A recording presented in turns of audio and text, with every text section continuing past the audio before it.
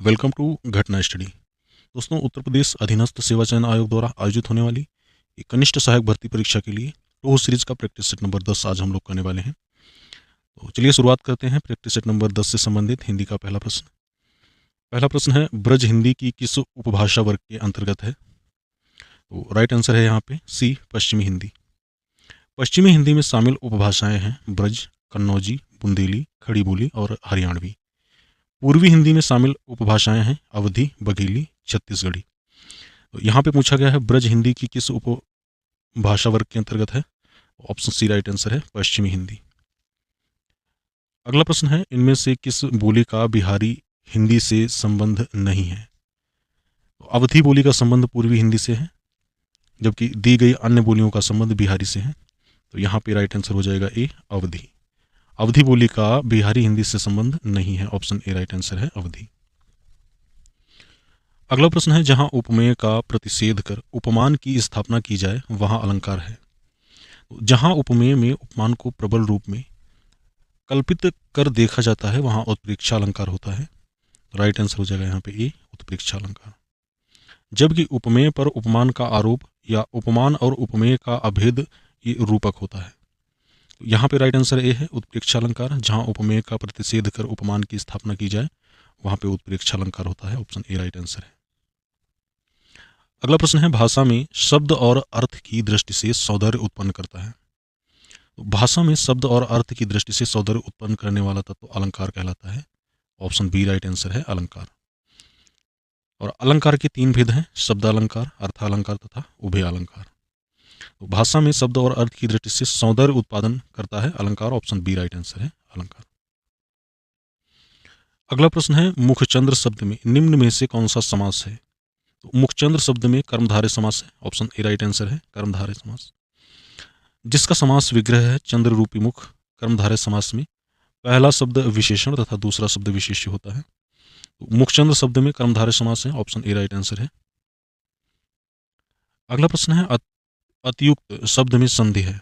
तो अतियुक्त का संधि विच्छेद है अति प्लस उक्ति। यहाँ पर ई और उ इसमें यण संधि है, तो यहाँ पे राइट आंसर हो जाएगा अतियुक्त शब्द में यण संधि है, ऑप्शन सी राइट आंसर है, यण। अगला प्रश्न है, धनुष टंकार शब्द में कौन सी संधि है? तो धनुष टंकार में विसर्ग संधि है, ऑप्शन बी राइट आंसर है, विसर्ग संधि। इसी प्रकार निह प्लस संतान ये मिलकर के निसंतान और निह प्लस तेज ये मिलकर के निस्तेज हो जाता है। तो यहाँ पे राइट आंसर है बी, धनुष टंकार शब्द में कौन सी संधि है? विसर्ग संधि। अगला प्रश्न है, रामू जो बड़ा खिलाड़ी है कल उसकी टांग टूट गई, इस वाक्य में उचित विराम चिन्ह कौन सा है? तो रामू जो बड़ा खिलाड़ी है कल उसकी टांग टूट गई वाक्य में अल्प विराम है। अल्प विराम चिन्ह का प्रयोग रामू और है के बाद होना चाहिए, यानी कि रामू रामू और है के बाद होना चाहिए था यहाँ पे। तो यहाँ पे राइट आंसर हो जाएगा अल्प विराम, ऑप्शन बी राइट आंसर है। रामू जो बड़ा खिलाड़ी है कल उसकी टांग टूट गई, इस वाक्य में उचित विराम चिन्ह होगा अल्प विराम, ऑप्शन बी राइट आंसर है। अल्प विराम चिन्ह के प्रयोग हेतु नियम, वाक्य में जब दो से अधिक समान पदों, पद्यांशों अथवा वाक्यों में संयोजक अव्यय और की गुंजाइश या संभावना हो तब वहां अल्प विराम का प्रयोग किया जाना चाहिए। दूसरा प्रयोग है जहां शब्दों की पुनरावृत्ति की जाए और भावातिरेक में उन पर विशेष जोर दिया जाए, वहां अल्प विराम का प्रयोग होना चाहिए। अगला प्रश्न है, चूहा बिल से बाहर निकला में कौन सा कारक है? चूहा बिल से बाहर निकला, इस वाक्य में चूहा का बिल से अलग होने का भाव प्रकट होता है, अतः यहाँ पर अपादान कारक होगा। चूहा बिल से बाहर निकला है, इसमें अपादान कारक है, ऑप्शन बी राइट आंसर है, अपादान कारक। अगला प्रश्न है, लड़के ने पुस्तक पढ़ी वाक्य का काल है। तो प्रस्तुत वाक्य में पूर्ण वर्तमान काल है, तो राइट आंसर हो जाएगा यहाँ पे बी, पूर्ण वर्तमान काल। जिस क्रिया के होने या करने की पूर्णता का बोध वर्तमान में होता है उसे पूर्ण वर्तमान काल कहते हैं। तो यहाँ पे वाक्य है, लड़के ने पुस्तक पढ़ी है, यहाँ पे पूर्ण वर्तमान काल है, ऑप्शन बी राइट आंसर है। अगला प्रश्न है, राम खाता होगा किस काल का उदाहरण है? तो राम खाता होगा यह संदिग्ध वर्तमान काल का उदाहरण है, जिससे क्रिया के होने में संदेह प्रकट हो पर उसकी वर्तमान में संदेह ना हो, उसे संदिग्ध वर्तमान काल कहा जाता है। तो ऑप्शन यहाँ पे राइट आंसर हो जाएगा ए, संदिग्ध वर्तमान। राम खाता होगा, संदिग्ध वर्तमान काल है। अगला प्रश्न है, बादल घिर आए और बारिश होने लगी, रचना की दृष्टि से वाक्य है। तो बादल घिर आए और बारिश होने लगी, रचना की दृष्टि से यह संयुक्त वाक्य है। ऑप्शन डी राइट आंसर है, संयुक्त वाक्य। बादल घिर आए और बारिश होने लगी, रचना की दृष्टि से संयुक्त वाक्य है। ऑप्शन डी राइट आंसर है। अगला प्रश्न है, चूड़ियां अच्छी थी में क्वेश्चन एक बार फिर से देखते हैं। चूड़ियां अच्छी थी में थी कौन सी क्रिया है? तो चूड़ियां अच्छी थी वाक्य में थी योजक क्रिया है। तो ऑप्शन ए राइट आंसर हो जाएगा, योजक क्रिया। चूड़ियां अच्छी थी इस वाक्य में योजक क्रिया है। ऑप्शन ए राइट आंसर है। अगला प्रश्न है, उर्वशी किसकी रचना है? तो उर्वशी ये रामधारी सिंह दिनकर की रचना है। रश्मिरती, हारे को हरिनाम इनके प्रमुख काव्य संग्रह हैं। तो यहाँ पे राइट आंसर हो जाएगा बी, रामधारी सिंह दिनकर। उर्वशी ये रामधारी सिंह दिनकर की एक रचना है। अगला प्रश्न है, केंद्रीय हिंदी संस्थान का मुख्यालय कहाँ है? केंद्रीय हिंदी संस्थान का मुख्यालय आगरा उत्तर प्रदेश में है। इसकी स्थापना उच्च शिक्षा विभाग, शिक्षा मंत्रालय द्वारा वर्ष 1961 में हुई, जो एक स्वायत्त संगठन या संस्थान है। तो राइट आंसर हो जाएगा यहाँ पे केंद्रीय हिंदी संस्थान का मुख्यालय ये आगरा में है। ऑप्शन ए राइट आंसर है, आगरा। अगला प्रश्न है, सहयोगी का सर्वथा उपयुक्त विपरीतार्थक शब्द है। तो सहयोगी का सर्वथा उपयुक्त विपरीतार्थक शब्द प्रतियोगी होगा। यहाँ पे राइट आंसर होगा ए, प्रतियोगी। प्रतिकूल का विलोम अनुकूल होता है। प्रतिकूल ऑप्शन डी में दिया हुआ है, इसका विलोम अनुकूल होता है। अगला प्रश्न है, शाखा मृग शब्द का पर्यायवाची है। तो शाखा मृग ये वानर का पर्यायवाची है। ऑप्शन बी राइट आंसर हो जाएगा, वानर। वानर के अन्य पर्यायवाची शब्द हैं मरकट, कपि, कीस, बंदर, हरि इत्यादि। अन्य शब्दों के पर्यायवाची हैं जैसे कि ऑप्शन ए में दिया हुआ है हिरण, इसके पर्यायवाची हैं मृग, कुरंग, शारंग। ऑप्शन सी में दिया हुआ है तोता, इसका पर्यायवाची होता है शुक, कीर, शुग्गा। ऑप्शन डी में दिया हुआ है भौरा, इसका पर्यायवाची होता है अली, अष्टपाद, मधुकर और मिलिंद। तो यहाँ पे शाखा मृग शब्द का पर्यायवाची है वानर। ऑप्शन बी राइट आंसर है। अगला प्रश्न है, निम्नलिखित में से कौन सा वाक्य कर्मवाच्य का उदाहरण है? तो विकल्प ए राइट आंसर है, शिला से पढ़ा भी नहीं जाता, ये कर्मवाच्य का उदाहरण है। ऑप्शन ए राइट आंसर हो जाएगा। इस वाक्य में पढ़ा भी नहीं जाता कर्म पुस्तक जो कि वाक्य में नहीं है के अनुरूप है, और क्रिया का उद्देश्य भी कर्म यानी कि पुस्तक है। क्रिया के उस रूपांतर को कर्मवाच्य कहते हैं जिससे कर्म की प्रधानता का बोध हो। इसमें वाक्य की क्रिया के लिंग, वचन एवं पुरुष, कर्म के लिंग, वचन एवं पुरुष के अनुसार होते हैं। साथ ही क्रिया के व्यापार का प्रभाव कर्म पर पड़ता है। तो निम्नलिखित में से कौन सा वाक्य कर्मवाच्य का उदाहरण है? ऑप्शन ए राइट आंसर है, शिला से पढ़ा भी नहीं जाता। अगला प्रश्न है, श्वेत और स्वेद का अर्थ है। तो सफेद, उजला, धवल, शुभ्र, उज्ज्वल इत्यादि ये श्वेत के समानार्थी शब्द हैं, और स्वेद का अर्थ होता है पसीना। तो यहाँ पे राइट आंसर हो जाएगा ऑप्शन बी राइट आंसर है। श्वेत और स्वेद का अर्थ है सफेद और पसीना। ऑप्शन बी राइट आंसर है। अगला प्रश्न है, प्रामाणिक शब्द के मूल शब्द और प्रत्यय का सही अलगाव है। तो मूल शब्द प्रमाण में एक प्रत्यय लगाकर प्रामाणिक शब्द बनाया गया है। तो यहाँ पे राइट आंसर हो जाएगा बी, प्रमाण प्लस एक। प्रामाणिक शब्द के मूल शब्द और प्रत्यय का सही अलगाव ऑप्शन बी में दिया हुआ है, प्रमाण प्लस एक। ऑप्शन बी राइट आंसर है। अगला प्रश्न है, रात को अचानक वर्षा होने लगी में क्रिया विशेषण का कौन सा भेद है? तो उपयुक्त वाक्य में रीतिवाचक क्रिया विशेषण है। तो ऑप्शन यहाँ पे बी में दिया हुआ है, रीतिवाचक क्रिया विशेषण। ध्यातव्य हो कि जिस क्रिया विशेषण शब्द से क्रिया के होने का ढंग या रीति का पता चलता है उसे रीतिवाचक क्रिया विशेषण कहते हैं। यहाँ पे राइट आंसर है बी, रात को अचानक वर्षा होने लगी में क्रिया विशेषण का कौन सा भेद है? रीतिवाचक क्रिया विशेषण। ऑप्शन बी राइट आंसर है। अगला प्रश्न है, हिंदी की अग्र वृत्ताकार संवृत स्वरध्वनि है। तो हिंदी में अग्र वृत्ताकार संवृत स्वरध्वनि ई है। ऑप्शन बी राइट आंसर है ई। हिंदी की अग्र वृत्ताकार संवृत स्वरध्वनि है। ऑप्शन बी राइट आंसर है ई। अगला प्रश्न है, इनमें से कौन व्यंजन अल्पप्राण है? तो इनमें से अल्पप्राण व्यंजन चा है। ऑप्शन सी राइट आंसर है चा। च वर्ण अपने वर्ग का अर्थात च वर्ग का प्रथम वर्ण, यथा च, छ, ज, झ, या। इनमें च प्रथम वर्ण, जा तृतीय वर्ण तथा या ये पंचम वर्ण है, अतः ये प्रथम वर्ग यानी कि च तृतीय वर्ण यानी कि जा तथा पंचम वर्ग यानी कि या, ये अल्प प्राण है। तो यहाँ पे राइट आंसर है इनमें से कौन सा व्यंजन अल्प प्राण है, ऑप्शन सी राइट आंसर हो जाएगा, चावर्ण। अगला प्रश्न है निम्नलिखित में कौन सी व्यंजन ध्वनि स्पर्श संघर्षी कहलाती है। तो दी गई ध्वनियों में च, छ, जा और झा स्पर्श संघर्षी ध्वनियां कहलाती हैं। इनका उच्चारण स्थान तालव्य है। ये संख्या में 4 हैं। का, खा, गा, घा कंठ हैं और टा, ठा, डा, ढा ये मूर्धन्य हैं तथा पा, फा, बा, भा ये ओष्ठ ध्वनियां हैं। यहाँ पे पूछा गया है कौन सी व्यंजन ध्वनियां स्पर्श संघर्षी कहलाती हैं। तो ऑप्शन ए राइट आंसर है, चा, छा, जा और Jha. Option A right answer है। अगला प्रश्न है खरी मजूरी चोखा काम का अर्थ है। तो खरी मजूरी और चोखा काम का अर्थ है पूरी मजदूरी देने पर अच्छा कार्य होता है। ऑप्शन बी राइट आंसर है। खरी मजदूरी चोखा काम का अर्थ है पूरी मजदूरी देने पर अच्छा कार्य होता है। अगला प्रश्न है पगड़ी रख घी चख लोकोक्ति का अर्थ है। पगड़ी रख घी चख लोकोक्ति का अर्थ है निर्लज्ज होकर कुछ पाना, अर्थात विकल्प सी राइट आंसर हो जाएगा। ऑप्शन सी राइट आंसर है। पगड़ी रख घी चख लोकोक्ति का सही अर्थ है निर्लज्ज होकर कुछ पाना। ऑप्शन सी राइट आंसर है। अगला एक अपहित गद्यांश दिया हुआ है, इस पर आधारित क्वेश्चन नंबर 27 से क्वेश्चन नंबर 30 तक है। तो गद्यांश को हम लोग रीड नहीं करेंगे, इस पर आधारित प्रश्न देख लेते हैं। आप लोग वीडियो को पॉज करके गद्यांश को रीड कर सकते हैं, उसके बाद इसके क्वेश्चन आंसर कर सकते हैं। तो गद्यांश पर आधारित पहला प्रश्न है हिंदी साहित्य के इतिहास को कितने भागों में बांटा गया है। तो हिंदी साहित्य के इतिहास को 4 भागों में बांटा गया है, आदिकाल, भक्तिकाल, रीतिकाल और आधुनिक काल। ऑप्शन बी राइट आंसर है। हिंदी साहित्य के इतिहास को 4 भागों में बांटा गया है। अगला प्रश्न है सूरदास जी कौन से काल के संत कवि हैं। तो संत कवि सूरदास जी ये भक्ति काल के कवि हैं। तो ऑप्शन यहाँ पे राइट आंसर हो जाएगा ए भक्ति काल। सूरदास जी ये भक्ति काल के संत कवि हैं।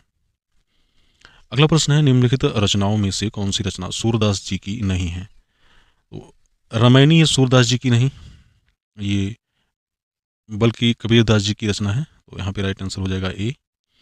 सूरदास जी की रचनाएं हैं सूरावली, सूरसागर, साहित्य लहरी इत्यादि। तो निम्नलिखित रचनाओं में से कौन सी रचना सूरदास जी की नहीं है। ये रामायणी रचना सूरदास जी की नहीं है। रामायणी के रचनाकार हैं Kabirdas ji. Option A right answer है। अगला प्रश्न है सूरदास के पदों में कौन सा रस नहीं पाया जाता है। तो सूरदास जी के पदों में भयानक रस नहीं पाया जाता है, जबकि श्रृंगार रस, वात्सल्य रस और शांत रस पाए जाते हैं। तो राइट आंसर हो जाएगा यहाँ पे डी भयानक रस। सूरदास के पदों में ये भयानक रस नहीं पाया जाता है। ऑप्शन डी राइट आंसर है। अगला कुछ प्रश्न यहाँ पे क्वेश्चन नंबर 31 से लेकर के और क्वेश्चन नंबर 45 तक दिए हुए हैं। रीजनिंग के क्वेश्चन हैं, आप लोग वीडियो को पॉज करके उनको खुद से कर सकते हैं, काफ़ी इजी क्वेश्चन है। हम क्वेश्चन नंबर 46 से फिर से शुरू करेंगे जो कि सामान्य अध्ययन से संबंधित हैं।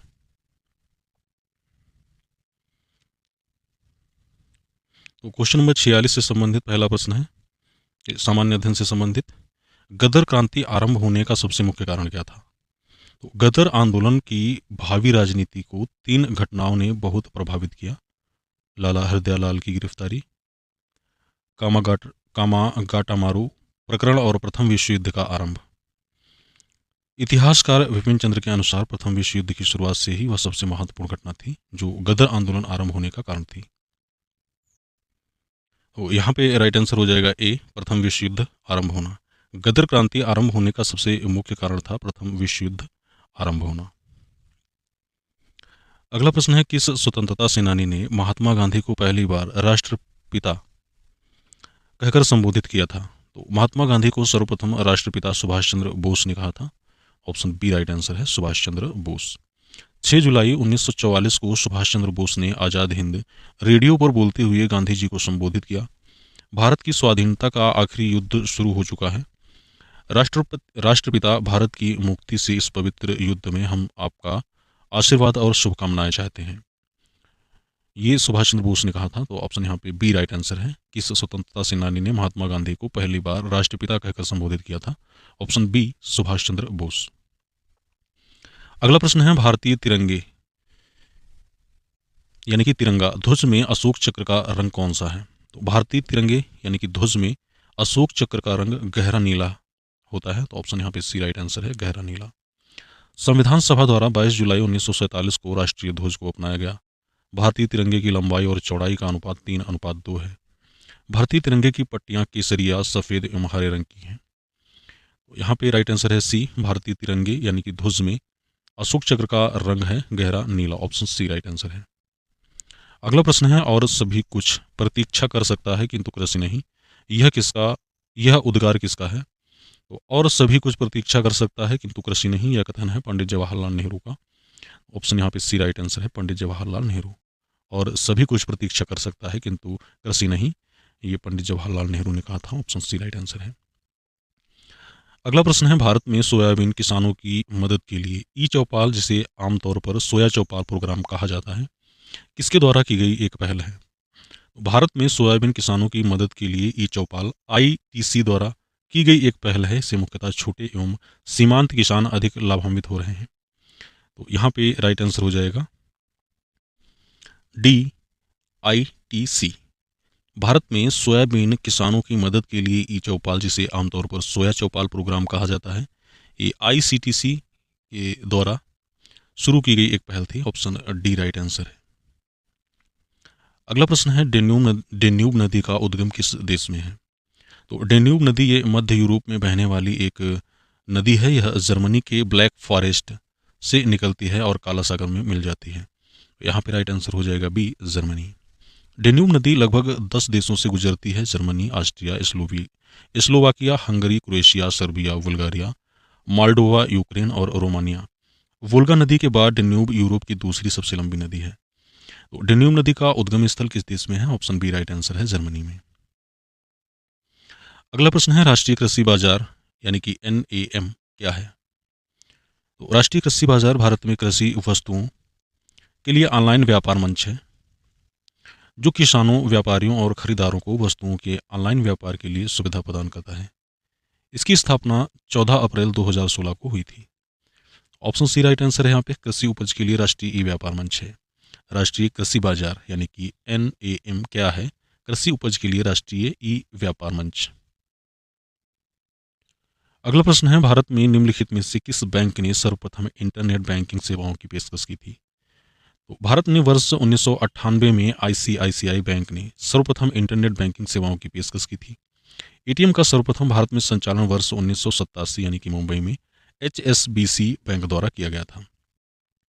तो सर्वप्रथम इंटरनेट बैंकिंग की सेवा पेशकश की थी ICICI बैंक ने। ऑप्शन सी राइट आंसर है, ICICI बैंक। अगला प्रश्न है, किसानों को लाभ पहुंचाने हेतु कृषि उपज के सहकारी विपणन को बढ़ावा देने के उद्देश्य से निम्न में से किसको स्थापित किया गया था? तो भारतीय राष्ट्रीय कृषि सहकारी विपणन संघ यानी कि नेफेड की स्थापना 2 अक्टूबर 1998 को की गई थी।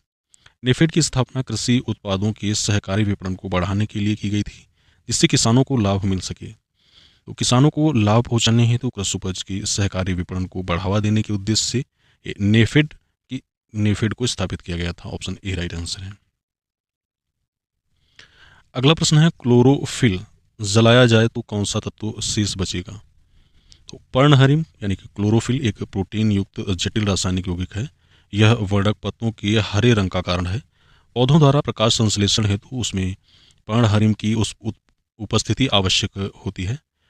पर्णहरिम के अणु में मैग्नीशियम उपस्थित होता है, अतः क्लोरोफिल जलाने पर मैग्नीशियम का तत्व शेष बचता है। तो क्लोरोफिल को अगर जलाया जाए तो ये मैग्नीशियम तत्व शेष बचेगा। ऑप्शन डी राइट आंसर है, Mg। अगला प्रश्न है, विटामिन B1 यानी कि इसे हम थायमिन भी कहते हैं, तो इसकी कमी से निम्नलिखित में से कौन सा रोग होता है? तो विटामिन B1 यानी कि थायमिन की कमी से बेरी बेरी नामक रोग होता है। ऑप्शन बी राइट आंसर है, बेरी बेरी। अनाज, फलियां, सोयाबीन, दूध आदि विटामिन बी के प्रमुख स्रोत हैं। यह जल में घुलनशील विटामिन है। ऑप्शन बी राइट आंसर है, बेरी बेरी। विटामिन B1 की कमी से बेरी बेरी रोग होता है। ऑप्शन बी राइट आंसर है। अगला प्रश्न है, निम्नलिखित विकल्पों में से उस हार्मोन्स की पहचान करें जो बच्चों में बढ़ने में सहायक होता है। तो सोमेटोट्रोपिन हार्मोन शरीर की संरचना, तरल पदार्थ, हड्डी और मांसपेशियों की वृद्धि, चीनी और वसा, चयापचय और संभावतः हृदय कार्य को नियंत्रित करने में मदद करता है। तो यहाँ पे राइट आंसर हो जाएगा डी, सोमेटोट्रोपिन। सोमेटोट्रोपिन हार्मोन्स है जो बच्चों के बढ़ने में सहायक होता है। ऑप्शन डी राइट आंसर है। अगला प्रश्न है, किस समिति ने त्रिस्तरीय पंचायत प्रणाली की अनुशंसा की? बलवंत राय मेहता समिति ने त्रिस्तरीय पंचायत प्रणाली की अनुशंसा की थी। ध्यातव्य है कि इस समिति का गठन वर्ष 1957 में किया गया था। तो विकल्प डी सही आंसर है। Option B D right answer है, बलवंत राय मेहता। त्रिस्तरीय पंचायत प्रणाली की अनुशंसा की थी बलवंत राय मेहता ने। ऑप्शन डी राइट आंसर है।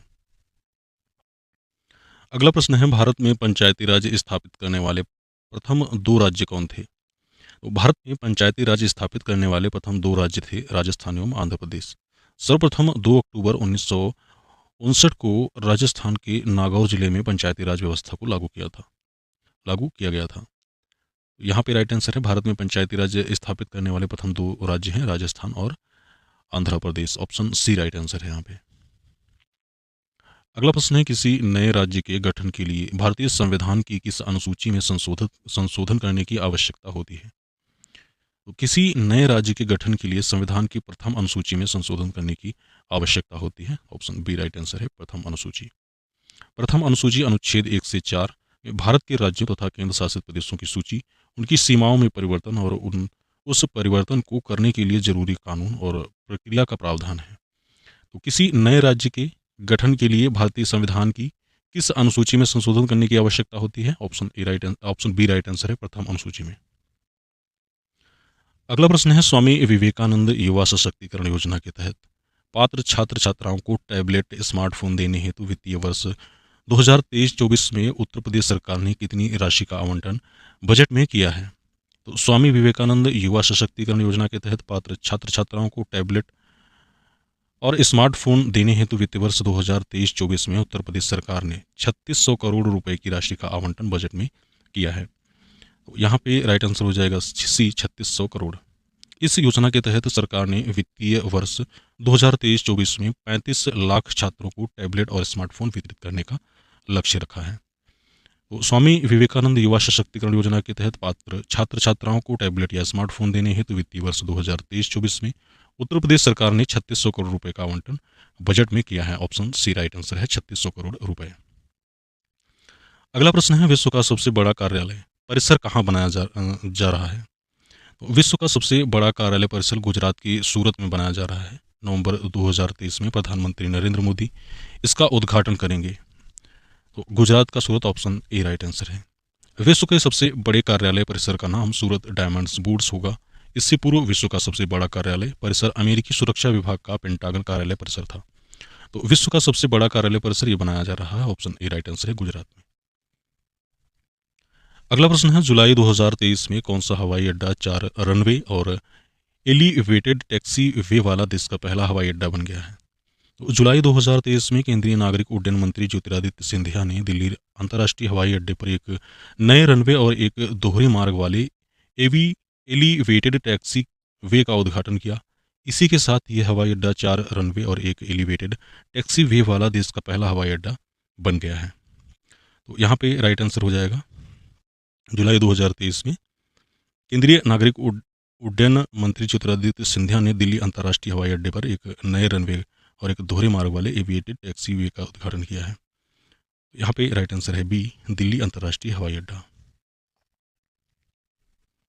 अगला प्रश्न है, जुलाई 2023 में किस देश ने विश्व का पहला मीथेन ईंधन वाला अंतरिक्ष रॉकेट लॉन्च किया है? तो जुलाई 2023 में चीन की निजी स्पेस कंपनी ने विश्व का पहला मीथेन ईंधन वाला अंतरिक्ष रॉकेट लॉन्च किया है। ऑप्शन सी राइट आंसर है, चीन।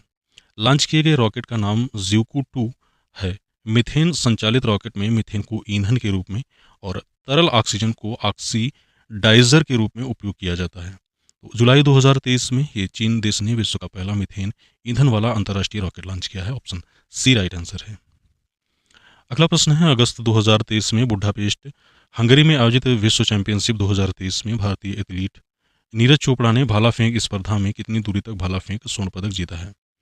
तो यहाँ पे राइट आंसर है ए, 88.17 मीटर। विश्व एथलेटिक्स चैंपियनशिप 2023 में नीरज चोपड़ा ने भाला फेंक स्पर्धा में 88.17 मीटर तक भाला फेंक का स्वर्ण पदक जीता है। इसी के साथ ही वह विश्व एथलेटिक्स चैंपियनशिप में स्वर्ण पदक जीतने वाले पहले भारतीय एथलीट बन गए हैं।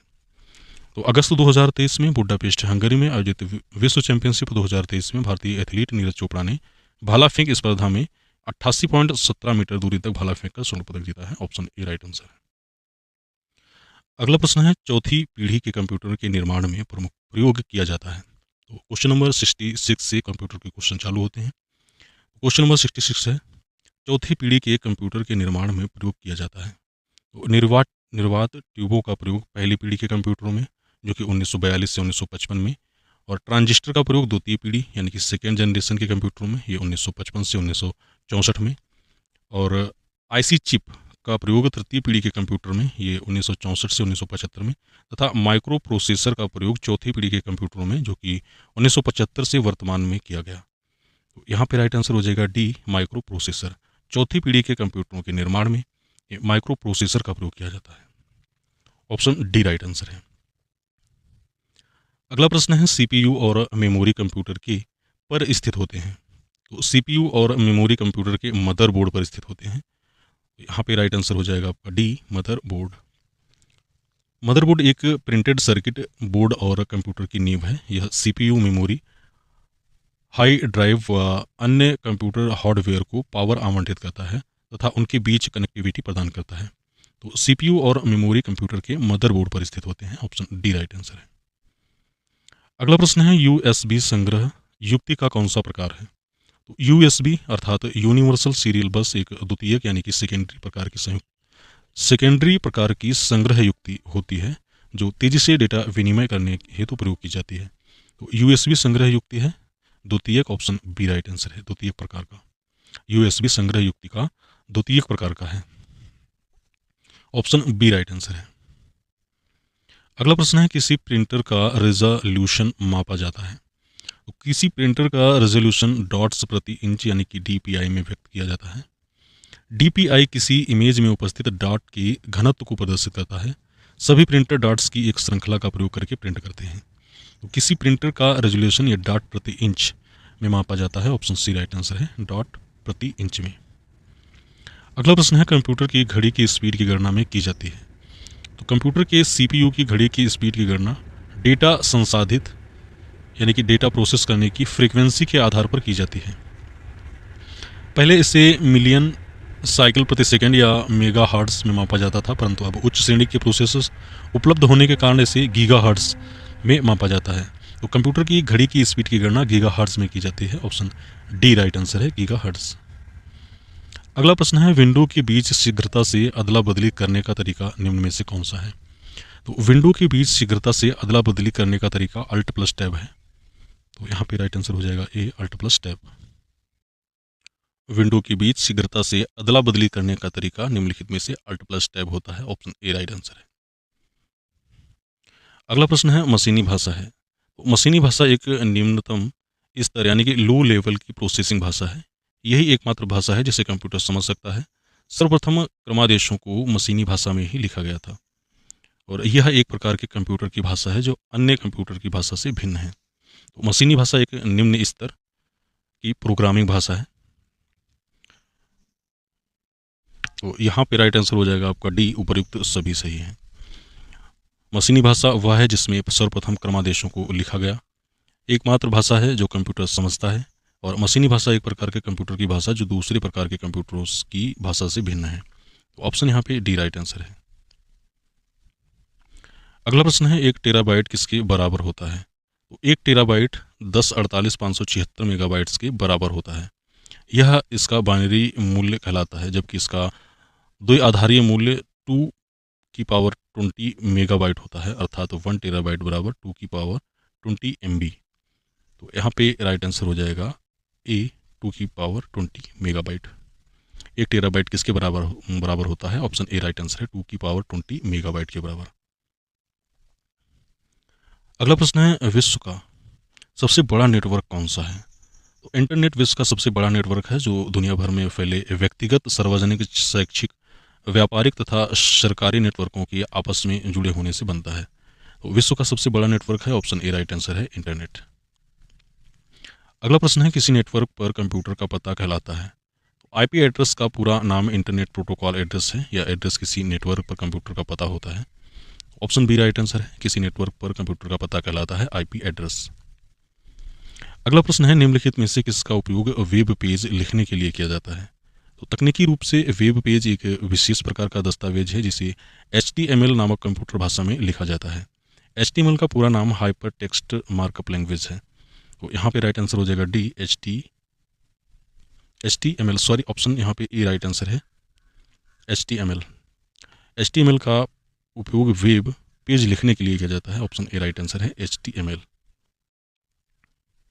अगला प्रश्न है, ईमेल सेवा के संबंध में POP का अर्थ है? तो ईमेल के संबंध में POP का अर्थ पोस्ट ऑफिस प्रोटोकॉल है। ईमेल पर आने वाले संदेशों का एक POP सर्वर पर संग्रहित किया जाता है। जब तक उपयोगकर्ता ईमेल में लॉग इन नहीं करता, अर्थात POP एक सर्वर से ईमेल अकाउंट के साथ मेल एकत्र करने के लिए उपयोग किया जाता है। तो यहाँ पे राइट आंसर हो जाएगा, ईमेल सेवा के संबंध में POP का अर्थ होता है post office protocol. Option B right answer है, पोस्ट ऑफिस प्रोटोकॉल। POP का अर्थ होता है पोस्ट ऑफिस प्रोटोकॉल। अगला प्रश्न है, प्रीव्यू मोड में आप? तो प्रीव्यू मोड में दस्तावेज यानी कि डॉक्यूमेंट्स के सभी पेजों को देखा जा सकता है। तो यहाँ पे राइट आंसर हो जाएगा, अपने डॉक्यूमेंट्स के सभी पेज देख सकते हैं। ऑप्शन ए राइट आंसर है, अपने डॉक्यूमेंट्स के सभी पेज देख सकते हैं प्रीव्यू मोड में। अगला प्रश्न है, एक्सेल वर्कशीट में सक्रिय सेल की सामग्री में प्रदर्शित होती है? तो एक्सेल वर्कशीट में सक्रिय सेल की सामग्री फार्मूला बार में प्रदर्शित होती है। तो ऑप्शन सी राइट आंसर है, फार्मूला बार। टाइटल बार में फाइल का नाम यानी कि डिफ़ॉल्ट नाम, बुक फर्स्ट। स्टेटस बार में एप्लीकेशन का स्टेटस तथा नेम बॉक्स में सिलेक्टेड सेल का एड्रेस प्रदर्शित होता है। तो एक्सेल वर्कशीट में सक्रिय सेल की सामग्री में प्रदर्शित होता है फार्मूला बार। एक्सेल वर्कशीट में सक्रिय सेल की सामग्री फार्मूला बार में प्रदर्शित होती है। ऑप्शन सी राइट आंसर है। अगला प्रश्न है, फोरट्रॉन को क्या कहते हैं? तो फोरट्रॉन, जिसे फार्मूला ट्रांसलेटर भी कहा जाता है, एक उच्च स्तरीय प्रोग्रामिंग भाषा यानी कि हाई लेवल प्रोग्रामिंग लैंग्वेज है जिसका विकास जॉन बैकस के नेतृत्व में IBM में कंप्यूटर प्रोग्रामों की एक छोटे से दल ने किया था। तो फोरट्रॉन को कहते हैं formula translator. Option B right answer है, फोरट्रॉन को कहा जाता है फार्मूला ट्रांसलेटर। अगला प्रश्न है, निम्नलिखित युग्मों में से कौन सुमेलित नहीं है?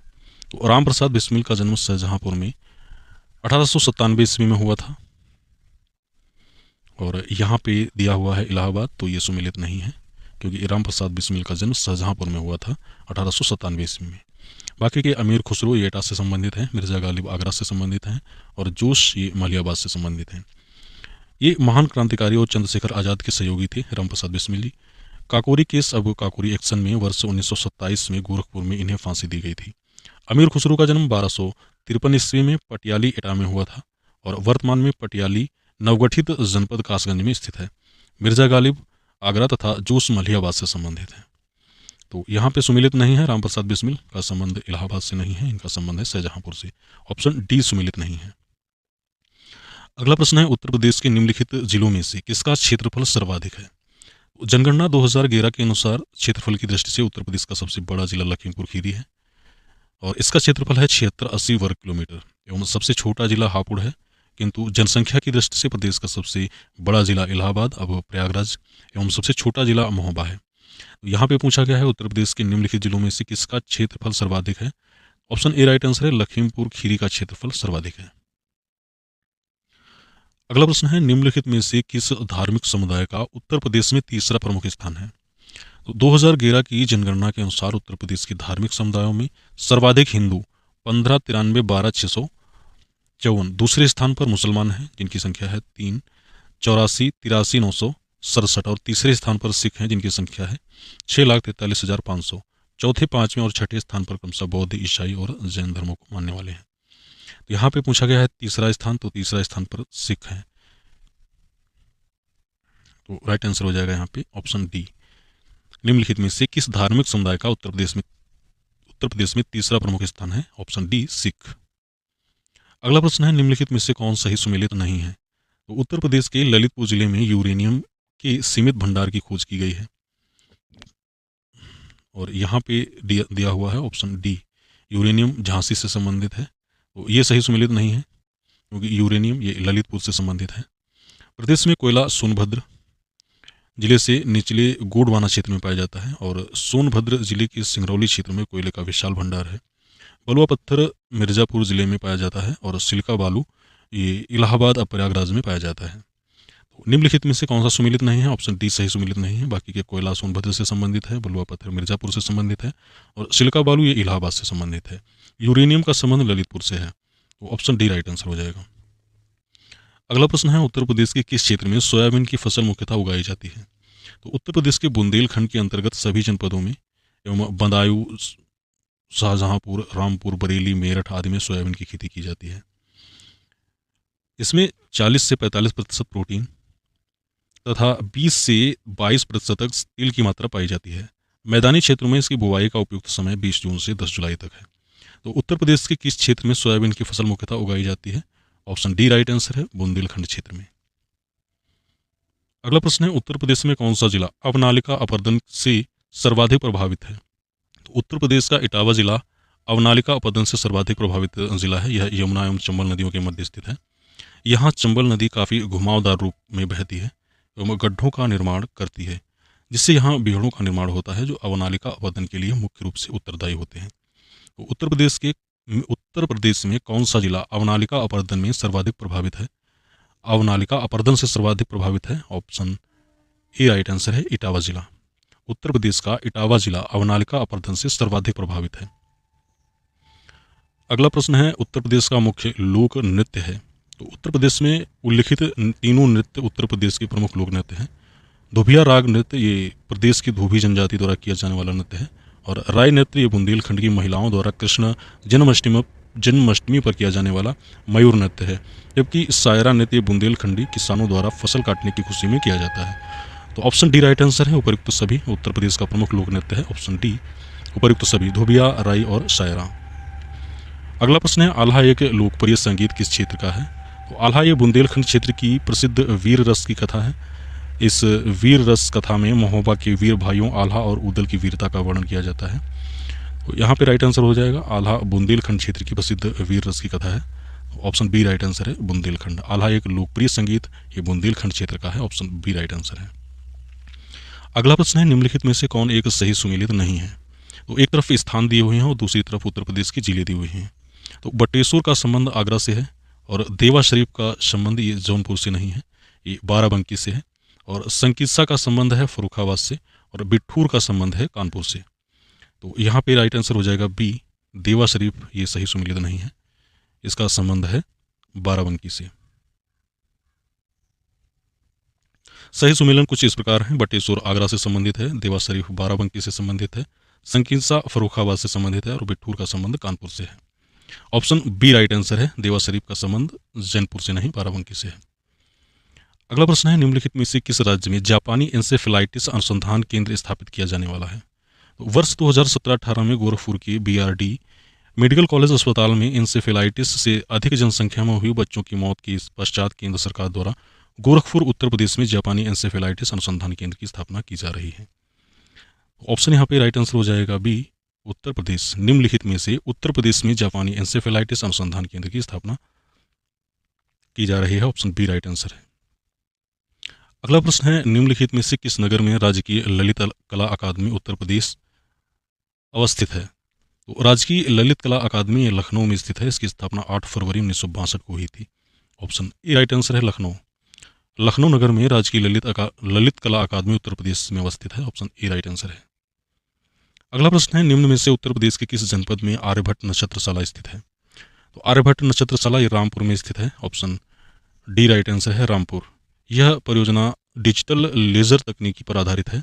उत्तर प्रदेश की भूतपूर्व मुख्यमंत्री मायावती ने इसका नाम बदलकर भीमराव अंबेडकर नक्षत्रशाला कर दिया था। सत्ता परिवर्तन के बाद तत्कालीन मुख्यमंत्री अखिलेश यादव ने सितंबर 2012 में इसका नाम आर्यभट्ट नक्षत्रशाला कर दिया था। तो उत्तर प्रदेश के ये रामपुर में आर्यभट्ट नक्षत्रशाला स्थित है, ऑप्शन डी राइट आंसर है।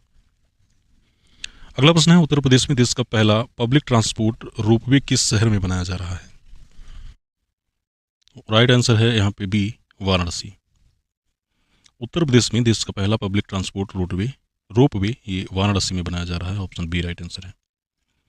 अगला प्रश्न है, जनवरी 2023 में भारतीय खाद्य संरक्षा एवं मानक प्राधिकरण FSSA द्वारा उत्तर प्रदेश के किस रेलवे स्टेशन को 5 स्टार रेटिंग के साथ ईट राइट स्टेशन प्रमाणन से सम्मानित किया गया है?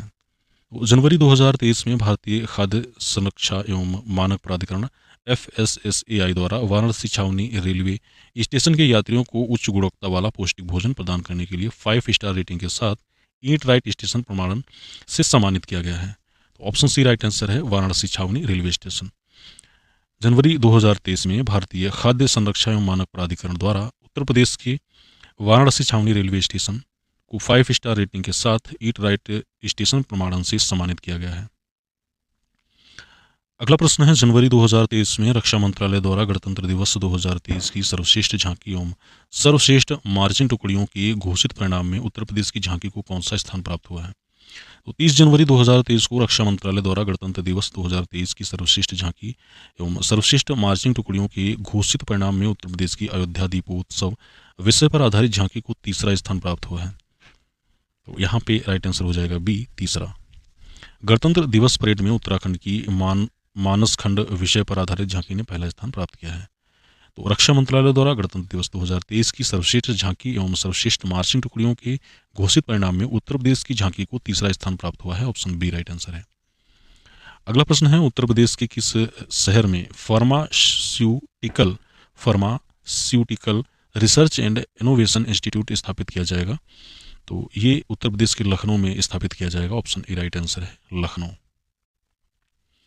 अगला प्रश्न है, सूची फर्स्ट को सूची सेकंड से सुमेलित कीजिए तथा सूचियों के नीचे दिए गए कोट से सही उत्तर चुनिए। तो सूची फर्स्ट में उद्योग दिए हुए हैं और सूची सेकंड में उनकी स्थिति दी हुई है।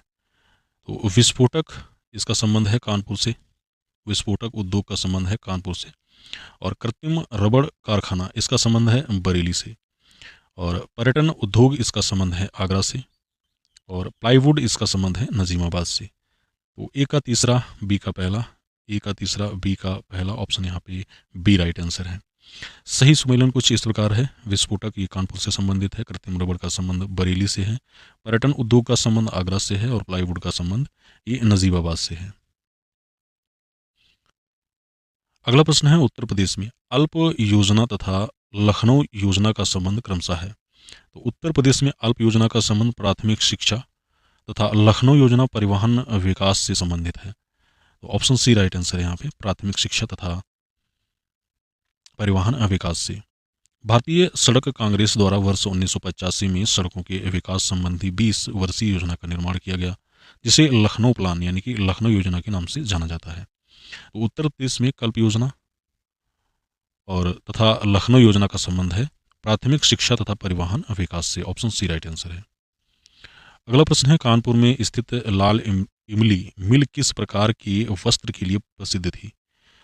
कानपुर में स्थित लाल इमली मिल वूलन यानी कि ऊनी वस्त्र के लिए प्रसिद्ध थी। ध्यातव्य है कि कानपुर चमड़ा उद्योग के लिए प्रसिद्ध है, अतः विकल्प बी सही है, वूलन ऊनी। कानपुर में स्थित लाल इमली मिल ये वूलन ऊनी वस्त्र के लिए प्रसिद्ध थी। ऑप्शन बी राइट आंसर है। अगला और आज का लास्ट प्रश्न है, और इससे पहले अगर आप लोगों ने चैनल को सब्सक्राइब नहीं किया है तो प्लीज़ चैनल को सब्सक्राइब कीजिए, क्योंकि उत्तर प्रदेश से संबंधित किसी भी प्रतियोगी परीक्षा की तैयारी के लिए अगर आप तैयारी कर रहे हैं तो आप हमारे चैनल से जुड़कर अपनी तैयारी को और बेहतर कर सकते हैं। क्वेश्चन नंबर 100 है, आज का लास्ट प्रश्न है, देवगढ़ में स्थित गुप्त काल का दशावतार मंदिर जो भगवान विष्णु को समर्पित है, अपनी वास्तुकला की शैली के कारण उत्तर भारत में सबसे प्राचीन ज्ञात है।